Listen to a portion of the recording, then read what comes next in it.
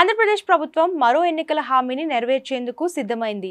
రాష్ట్ర వ్యాప్తంగా మత్స్యకారులకు ఇచ్చిన హామీ ప్రకారం ఒక్కొక్కరికి 20,000 అందించనుంది.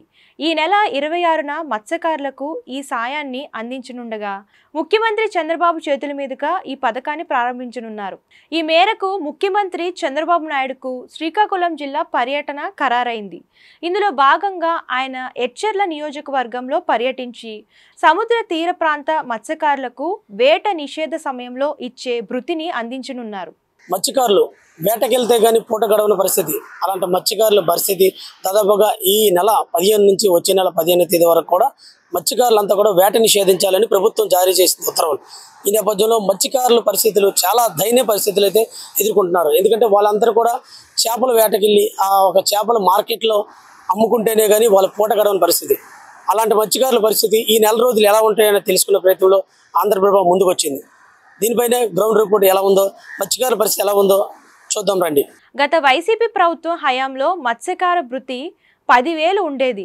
చేపల వేట నిషేధిత కాలం రాకముందే తమకు భరోసా అందేదని, ఇప్పుడు అదుగో ఇదుగో అంటూ కళ్ళబొల్లి కబుర్లు చెబుతున్నారని మత్స్యలేశం మత్స్యకారులు ఆంధ్రప్రభ న్యూస్కి తెలిపారు. తమకు మినీ జట్టి ఏర్పాటు చేస్తామని ఎన్నికల సమయంలో హామీ ఇచ్చారని, కానీ అధికారంలోకి వచ్చిన తర్వాత ఆ మాటల్ని తుంగలో తొక్కారన్నారు. సముద్రం లోపలికి వేటకు వెళ్ళినప్పుడు తిరిగి వస్తామో రామో అనే బ్రతుకులు తమవన్న గంగాపుత్రులు కే మత్స్యలేశం బీచ్ సమీపంలో వందలాది మంది మత్స్యకారులు మృతి చెందారని ఆవేదన వ్యక్తం చేశారు. ప్రస్తుతం మత్స్యకార భరోసా కూడా కొంతమందికే వస్తుందన్న వారు మిగతా మత్స్యకారుల పరిస్థితి ఏంటని ప్రశ్నించారు.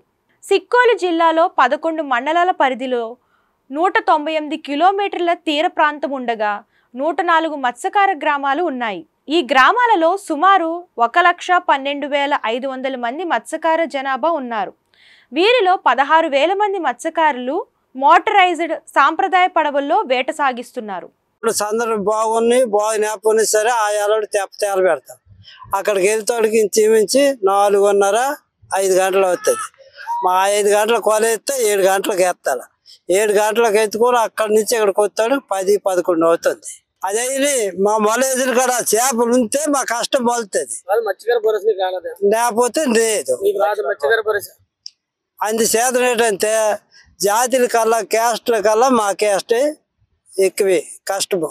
ఎందుకనో సచిన వాళ్ళు ఎంతమంది, బతిన వాళ్ళు ఎంతమంది లెక్క దొక్క ఉండదు. ఈ తెరల్లోనూ ఇప్పుడు మీ మెరిగి ఇంచుమించి మారేవిన చచ్చిపోయారు 50-60 మంది. ఈ దారి వెళ్ళి అలాంటి మాలిల్లో బోట్లు మునిగిపోయి అందట పోయిన వాళ్ళు అక్కడ వచ్చాక ప్రతి ఏటా ఏప్రిల్ 15 నుంచి జూన్ 16 వరకు రాష్ట్రంలో సముద్రంలో చేపల వేట నిషేధం అమలులో ఉంటుంది. రొయ్యలు, చేపలు గుడ్లు పెట్టి సంతానోత్పత్తి చేస్తాయి.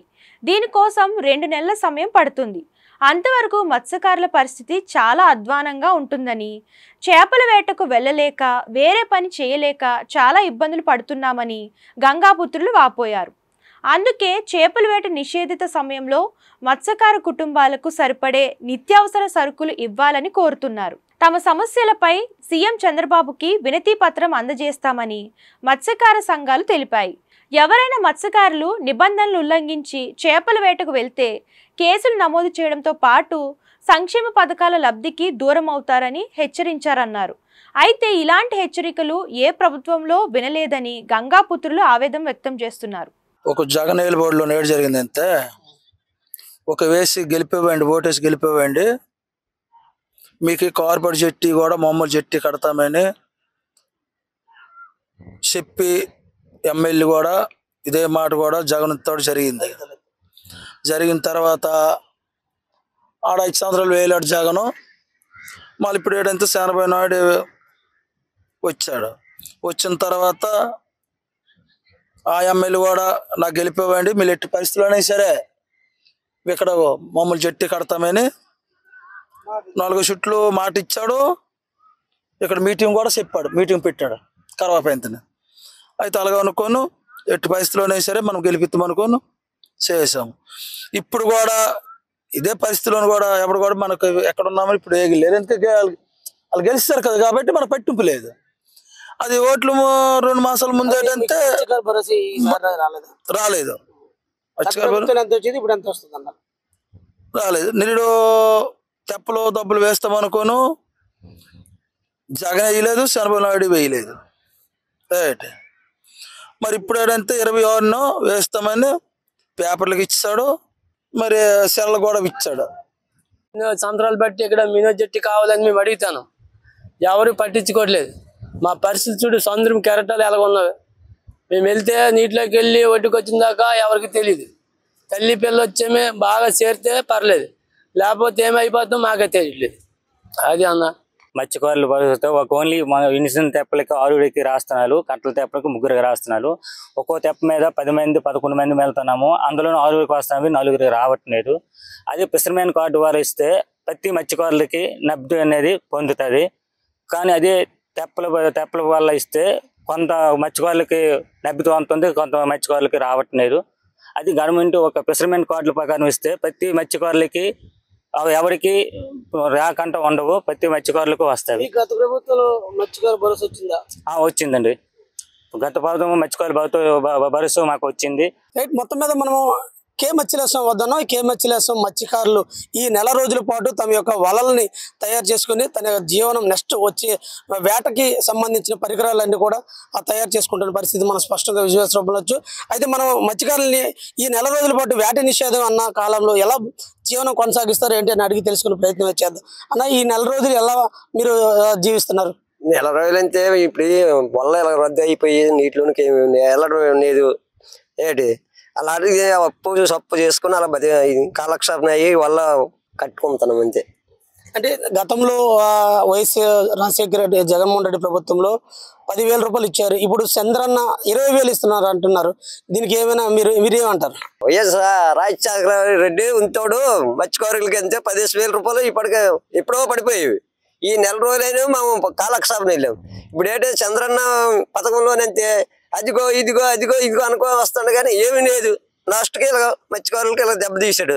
మా మత్స్యకారులు ఎంతో అభిమానం మీద బోట్లు వేసి గెలిపించాం, కానీ లాస్ట్కి వచ్చాడు మా మత్స్యకారులకు ఒక దీనిగా తీసి పారేసాడు. అంటే ఈ నెల బుడగడ్లపాలెం వద్ద బహిరంగ సభలో మీకు మత్స్యకారు భరోసా ఇస్తామంటున్నారు, అది ఎంతవరకు వాస్తవం?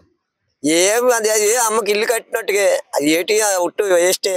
ఇది మొత్తం మీద ఈ వేట నిషేధ కాలం అంతా కూడా మా పరిస్థితి చాలా దయనీయంగా ఉంటుందంటూ కూడా ఇక్కడ మత్స్యకారులు చెప్తున్నారు. అయితే గతంలో జగన్మోహన్ రెడ్డి ప్రభుత్వంలో ఆ మత్స్యకార భరోసా ఎప్పటికే మాకు చేరేది మా అకౌంట్లో. దాన్ని మేము ఈ మత్స్యకార వేట నిషేధం అన్నాలు కూడా మా ఇంటికి పూట గడిచే పరిస్థితి ఉండేది.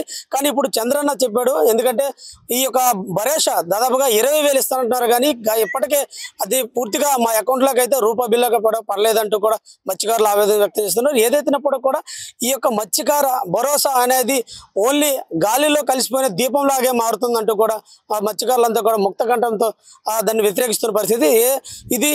ఎందుకంటే ఈ యొక్క వేట నిషేధ కాలంలో మత్స్యకారుడు వేటకెళ్ళి లోపల చేపలు పడితే గానీ వాళ్ళ యొక్క జీవనం ముందుకు సాగదు.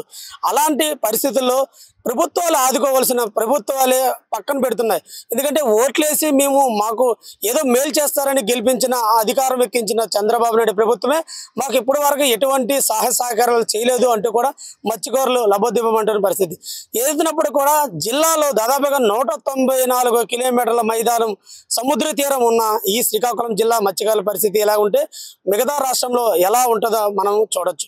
ఏదైనప్పుడు కూడా జిల్లాలో దాదాపుగా 12,000 పైచీలకు ఉన్న మత్స్యకారులు ఈ యొక్క మత్స్యకారులకి భరోసా అనేది ఎప్పుడు ఇస్తారా అంటూ చెప్పాలంటే కూడా చంద్రబాబు నాయుడిని ప్రశ్నించే పరిస్థితి కూడా మత్స్యకారులు అడుగుతున్న పరిస్థితి.